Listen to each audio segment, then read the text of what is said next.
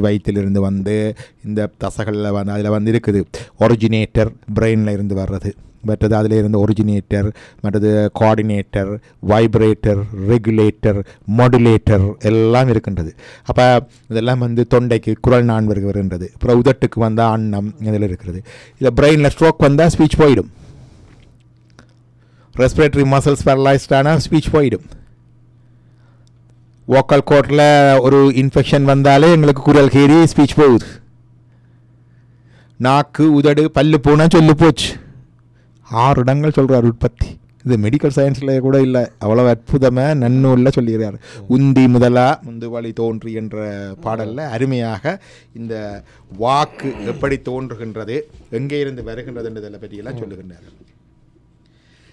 இது வந்து சொல்கிற வாக்கு சத்தம் போட்டு நான் கதைக்க நீங்கள் கேட்குறது. It's a cross speech.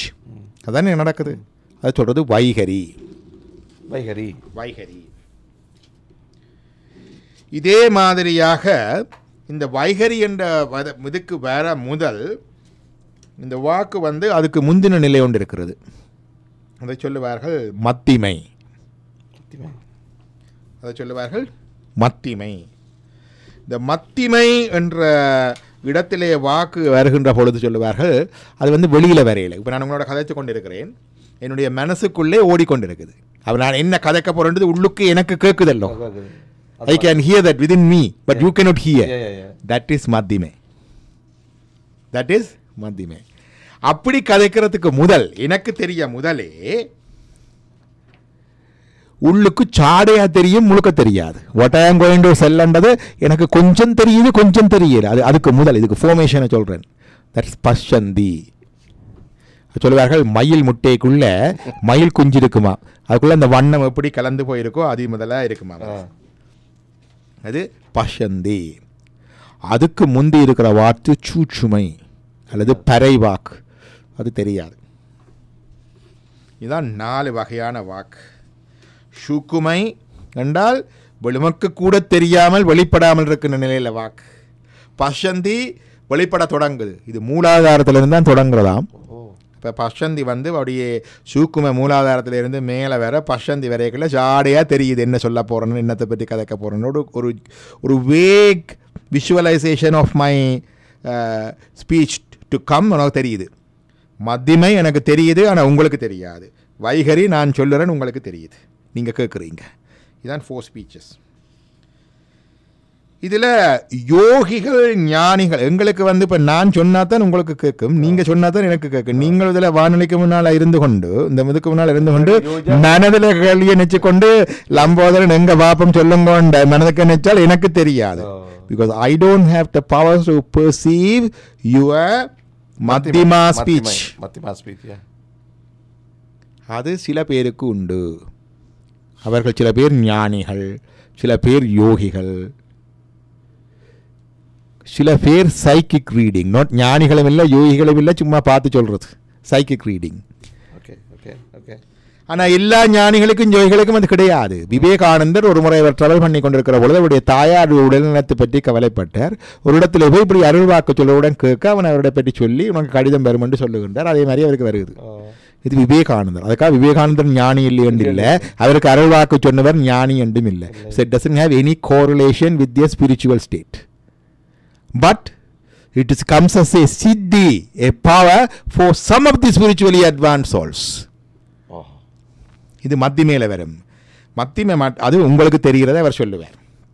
அதான் எனக்கு கிட்ட இல்லை என்னுடைய உறவினர் ஒருவர் சொன்னார். நான் அருள்வாக்கு கேட்க போயிருந்தேன் இங்கே அருள்வாக்கு சொல்லுவரிடம். அப்போ வந்து நான் அந்த நேரம் ரியல் எஸ்டேட் படித்து கொண்டிருந்தேன். அப்போ என்னுடைய வேலையை விட்டுட்டு இதில் வர்றதுன்றால் யோசித்து கொண்டிருந்தேன். உள்ளுக்குள்ளே கொஞ்சம் குழப்ப நிலை இருந்தது. அவரோட அருள்வாக்கு சொல்லுவா அவர் சொன்னார், நீ உன்னுடைய வேலையை விடுவாய், நீ ரியல் எஸ்டேட் தான் செய்ய போகிறாய், அதுதான் வர போகிறாய்ன்னு சொன்னதுண்டு. ஆனால் ஏற்கனவே அவனோட மனதிலே அது இருக்குத்தானே. அப்போ அவர் சொல்லாமலே அவர் அதை உணர்ந்து சொல்லக்கூடியதாக இருக்கும். இது மத்திமை வாக்கை. உங்களுக்குள்ளே இருக்கிற எண்ணங்கள், உங்களுக்குள்ளே இருக்கிற உங்களுடைய ஐடியாஸ், உங்களோட பிளான்ஸ், அதுகளை அவர் வாங்கி அவர் அதுக்கு பதில் சொல்கிறது, ஒரு உந்துதல் கொடுக்கிறது. இதை வந்து ஒரு வழிகாட்டியாக செய்யலாம். இது ஒரு தொண்டு. உங்களுக்கு ஒரு கவுன்சிலிங். அந்த நேரத்தில் இப்படி செய் அப்படி செய்ய என்று சொன்னால் உங்களுக்கு இன்னும் நம்பிக்கை வரும், ஊக்கம் வரும். அது கடவுள் நம்பிக்கையும் அதோட சேர்த்து ஊட்டி ஒரு கைடன்ஸ் கொடுப்பார்கள். அதை மிஸ்யூஸ் பண்ணுபவர்களும் இருக்கிறார்கள், பணம் பண்ணுவதற்கு மிஸ்யூஸ் பண்ணுபவர்களும் இருக்கிறார்கள். ஆனால் இதை நல்ல விதத்திலே ஒரு இதற்கு பாவிக்கலாம். இது அருள் வாக்கில் உண்டு. இன்னொன்று இருக்குது, எனக்கே தெரியாது, உள்ளுக்குள்ள எனக்கே தெரியாது, அவருக்கு தெரிஞ்சிடும். ஸ்ரீ சத்யபாபாவோட எல்லாம் இருந்தது. எனக்கே தெரியாது என்ன சொல்ல போறேன், என்ன நடக்க போறேன் அவர் சொல்லிடுவார். ஒரு இலங்கையிலே இருந்து ஒரு கல்வித்துறையிலே பணியாற்றுகின்ற ஒருத்தர் போயிருந்தார்.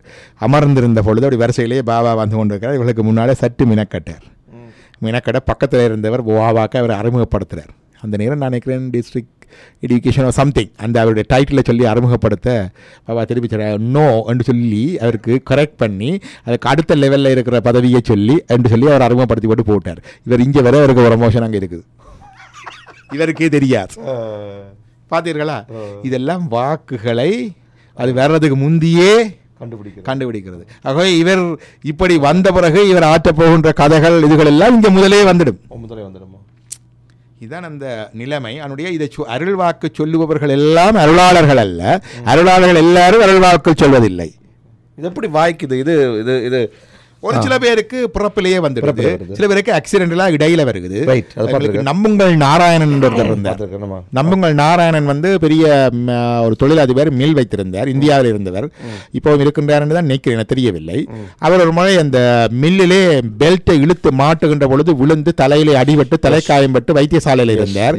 அதிலிருந்து நினைவு தெரிவிக்கிற பொழுது எக்ஸ்ட்ரா சென்சுவல் பெர்செப்ஷன் ESP என்று சொல்லுவார்கள். டக்கண்டு எதிர்ப்பு கூறத்து வாங்கிவிட்டார் வைத்தியசாலையில் இருக்கின்ற பொழுது. எங்களுக்கு தெரியும் மகாராஜாஸ் இன்றைக்கு இலங்கையில் இருக்கின்ற தொழில் நிறுவனம். அந்த நிறுவனம் அந்த காலத்திலே இலங்கைக்கு போவதா இல்லையா என்று யோசித்துக் கொண்டிருக்கிற பொழுது நம்புகள் நாராயண போனார்கள். சொன்னார், இலங்கைக்கு போ, உனக்கு வாய்ப்பு கிடைக்கும், நீ நல்லா வருவாய். அந்த காலத்திலே மகாபலி அபிவிருத்தி திட்டம் நடந்து கொண்டிருந்த காலம், லலிதா திருமலை JR ஜெயவர்தன அரசாங்க காலம். அவர் வந்து இன்றைக்கு மகாராஜா நிறுவனம் இலங்கையிலே நன்றாக இருக்கின்றது. அதான் அந்த வாக்கு. அது ஆக்சிடென்ட் தலையிலே அடிபட்ட பிறகு வந்தது என்று சொல்லுகின்றார். சில பேர் கடவுளுடைய வழிபாட்டினூடாக வந்தது என்று சொல்லுகிறார்கள். சில ஞானியர்களுக்கு இயற்கையாக இருக்கின்றது. ஸ்ரீ ராமகிருஷ்ணரை அவருடைய அந்திம காலத்திலே விவேகானந்தர் ஒரு முறை அவரை படுத்திருக்கின்றார், இவர் பக்கத்தில் இருக்கின்றார். அப்போ யோசிக்கின்றார், இவரை அவதாரம் என்று அவர் நல்லா சோதித்து சொல்லுகிறாரே, இந்த நேரம் இவர் தன்னை அவதாரம் என்று சொன்னார் என்றால் நான் ஏற்றுக்கொள்வேன் என்று தன்னுடைய மனதில் நினைக்க ராமகிருஷ்ணர் எழுப்பி சொன்னார், எவன் ராமனாகவும் கிருஷ்ணனாகவும் வந்தானோ அவனே இந்த ராமகிருஷ்ணனாக வந்திருக்கிறான் என்று உடனே சொன்னார். இது உள்ளுக்கு இருக்கிறத டக்கண்டு எடுத்துட்டு வெளியே சொல்றது. இதுதான் அருள் வாழ்க்கு. இதுல வழிகாட்டலும் உண்டு, அருளாளர்கள் உண்டு, ஞானிகள் உண்டு, அவதாரங்கள் உண்டு, சைக்கிக் ரீடிங் செய்கிற சாத்திரக்காரரும் உண்டு, ஏமாற்று பித்தலாட்டக்காரர்களும் உண்டு. இந்த இதை எனக்கு டிஃபரன்ஷியேட் பண்ணுங்க டாக்டர். இந்த சைக்கிக் ரீடர்ஸையும் இந்த அருளாளர்கள் அருள் வாக்கு சொல்லுவர்களையும் வந்து கொஞ்சம் இட்ஸ் எ பவர் யார்கிட்ட இருக்கின்றதை பொறுத்தது. அது இருக்க சரியா இருக்குமா? how can you judge? அது இருக்கு. ரஸ்புடின் இருந்தான் தானே, ரஷ்யாவிலே ரஸ்புடின் இருந்தான் கேட்டிருப்பீர்கள். அவர் பெரிய வைத்தியங்கள் எல்லாம் செய்தான், குணமானது தானே. அப்போ அது எங்கே இருக்கின்றது என்பதை பொறுத்தது. நான் சமீப காலத்தில் ஒரு முறை இந்தியாவுக்கு போயிருந்தேன், மதுரைக்கு போயிருந்த காலத்தில் மதுரைக்கு பக்கத்தில் இருக்கின்ற பழமுதிர்ச்சோலை அந்த கோயில் மேலே வெளியில் வரும்பொழுது அதில் அந்த அழகர் கோயிலுக்கு பக்கத்தில் இருக்கு. அதில் வரும்பொழுது அந்த பிச்சைக்கார மாதிரி ஒருத்தர் வந்தார், கையில் ஒரு சின்ன வேலொண்டம் வைத்திருந்தார். நான் அவருக்கு கொஞ்சம் காசை கொடுத்தேன், அந்த ஏதாவது சாப்பிட்டு பண்ணுறதுக்காக கொடுத்தேன். அப்போ அவர் சடன்னு நான் அந்த வாகனத்தில் ஏற பொழுது அவர் வந்து சொன்னார், இந்த அருள்வாக்கை கேட்டுட்டு போனதில் கையை பிடித்து இழுத்து கையிலே வேலை வைத்து கொண்டு இருந்து கொண்டு சொன்னார் வந்து நீர் வந்திருக்கிற பயண நீர் எதிர்பார்த்து வரவில்லை இந்த கோயிலுக்கு. உண்மை, ரைட். நான் அந்த கோயிலுக்கண்டு நான் வெளிக்கிட்டு வரவில்லை, டக்கண்டு வந்த பொழுது இருந்தா போல ஞாபகம் வந்தேன். இரண்டாவது சொன்னார், நீர் வந்த பயணங்களில் இந்த கோயில் வழிபாடுகள் செய்து கொண்டிருக்கிறீர், ஆனால் உமக்கு எந்த விதமான தேவைங்கிறது நீர் வழிபடையில, because I don't have any need சொன்னார். And you have some worries என்று சொல்லி அந்த worriesையும் சொன்னார். அவ்வளவு சொன்னார். சொன்னார் அதெல்லாம். அப்போ அவருக்கு எப்படி தெரியுது அதெல்லாம்? இது சாதாரண வழியில் இருக்கிற அப்பா உடனே அவருக்கு இன்னொரு 10 ரூபாய் தூக்கி வச்சுட்டு நான் காரில் ஏதாவது விடாமல் கலைச்சு காசு கொண்டிருக்கிறேன். பார்த்தீங்கன்னா அப்போ இது ஒவ்வொருத்தர் பாவிக்கிற விதத்தை பொறுத்தது. அப்போ அவருக்கு அந்த சக்தி இருக்குது. அதை அதுக்காக ஒரே வழியாக போய் அடிபணிந்து இவர் தான் சுவாமி என்றது இல்லை. அவருக்கு சில வேலை புத்தி இருந்தால் அவர் தானே அவதாரம் பண்ணிடுவார், அவருக்கு பின்னால் ஒரு கூட்டமே சேர்ந்துடும். சைக்கிக் ரீடர்ஸ் இது வந்து கொஞ்சம் எனக்கு கண்ட்ரவர்ஷியலான டாபிக். பட் சைக்கிக் ரீடர்ஸ் வந்து ஒன்று வந்து பயின்று சொல்வது. எங்கள் ஊரில் வந்து நினைச்ச காரியம் சொல்வதென்று இருக்கின்றது. நினைச்ச பிரச்சனம் என்று சொல்லுவார்கள் சமஸ்கிருதத்தில். இது ஒரு ஜோதிட சாஸ்திரம். ஒருவர் பிரச்சனை சாஸ்திரம் என்று சொல்லுவார்கள். அதில் நினைச்ச காரியம். எனக்கு வீட்டுக்கு முன்னால் இருந்த ஒரு பிராமணர் கூட அதை செய்து கொண்டு வந்தார். மிகவும் அன்பாக என்னை பார்த்தவர்கள். அவர் வந்து நிச்சயகாரியம் உண்டு. அது வந்து சொல்வதுக்கு ஒரு இது இருக்குது, அதுக்கு ஒரு முறை இருக்குது. உதாரணமாக ஒருவர் வந்து எங்களுக்கு ஒரு பொருள் துளைந்து விட்டது, அல்லது ஒரு காரியம் நடக்க போகுது, ஒரு வியாதியில் இருக்கிறார் எழும்புவாரா, நிச்சயகாரியம் நடக்குமான்னு கேட்பதுக்கு வருவோம். அதில் இவ்வளவு காசுண்டு கிடையாது. நாங்கள் வந்து போய் அவரிடம் கேட்கக்கூட அவர் பார்ப்பார், எந்த நேரத்தில் வருகிறார்கள், எந்த கிழமையில் வருகிறார்கள், ஒரு ஆள் வருவதோ 2 ஆள் வருவதோ 3 ஆள் வருவதோ, எந்த திக்கில் இருந்து வருகிறார்கள், எந்த கோலத்தில் இருந்து வருகிறார்கள், என்ன நிற வஸ்திரம் தரித்திருக்கிறார்கள். போன உடனே வித்தி வைத்து போட்டு ஒரு கிழமையின் பெயர் சொல்லு, ஒரு பூவின் பெயர் சொல்லு, ஒரு இலக்கத்தின் சொல்லு என்று சொல்லி ஒவ்வொன்றுக்கும் பொருள் இருக்குது, பாட்டாக இருக்கின்றது. கிழக்கு திசையிலிருந்து ஒருவர் வந்தால் என்ன பலன், 2 திசை வந்தால் என்ன பலன், 3 திசை வந்தால் என்ன பலன், கைம்பெண் வந்தால் என்ன பலன், தலைவரி கோலத்தில் வந்தால் என்ன பலன், வெள்ளாடை உடுத்தி வந்தால் என்ன பலன், கருப்பாடை உடுத்தி வந்தால் என்ன பலன், அந்தி சாயும் பொழுது வந்தால் என்ன பலன், அதிகாலையில் வந்தால் என்ன பலன், குந்தி இருந்து கேட்டால் என்ன பலன், கூட இருந்து கேட்டால் என்ன பலன், இது எல்லாத்துக்கும் இருக்குது. அதில் எல்லாத்தையும் கம்பைன் பண்ணி ஒரு காம்பினேஷன் பெர்மிட்டேஷன் அதை போட்டுட்டு அவர்கள் அந்த நிகழ்தகவை சொல்லுவார்கள். இந்த பொருள் வந்து கிடையாது, இது நீ உயிருள்ள பொருளை பற்றி கேட்டு வந்திருக்கிற, அது அழிஞ்சு போச்சு, மாடு கொண்டு வெட்டி போட்டாங்க, அல்ல உயிருள்ள பொருளை பற்றி வந்திருக்கிற, தென்கிழக்கு திசையில் போய் கொண்டிருக்குது, போய்பிடி, அல்லது நீ ஒரு உலோக பொருளை பற்றி வந்திருக்கிற, பவுனை பற்றி வந்திருக்கிற, தண்ணி போகிற இடத்துல நிற்குது, கிணத்தடியில் குளிக்க போட்டுது மோதிரம், அல்லது திருட்டு போயிட்டுது வராது, இப்படியெல்லாம் சொல்லுவார்கள். இது நெச்ச காரியம், இது சாஸ்திர விதி, இது படித்து சொல்லுவது, இது சக்தி இல்லை. இது படித்து கான்சென்ட்ரேட் பண்ணி பெர்மிட்டேஷன் காம்பினேஷன்ஸால் சொல்கிறது, படித்து சொல்வது, அது ஒரு கல்வி.